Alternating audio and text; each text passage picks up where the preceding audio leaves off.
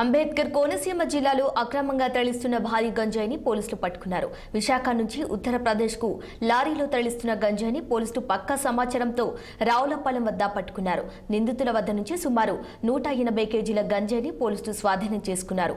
పక్కా సమాచారంతోనే కాపు కాసి గంజాయిని పట్టుకున్నట్లు పోలీసులు తెలిపారు.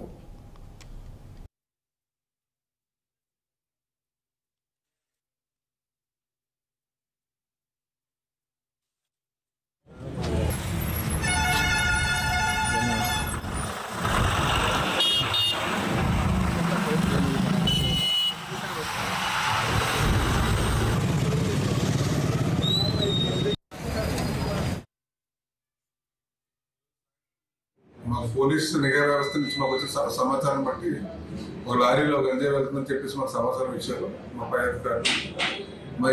మధ్యలో ఇచ్చిన ఆదేశాల మేరకు నేను ఆ మల్లగారి శాఖలో వెహికల్ చెకింగ్ చేస్తున్నకి వెహికల్ చెకింగ్ భాగంగా ఒక ఉత్తరప్రదేశ్ చెందిన లారీలో సుమారు 180 కేజీల గంజాయితో ఇద్దరు వ్యక్తులు మనకి దొరకడం జరిగిందండి.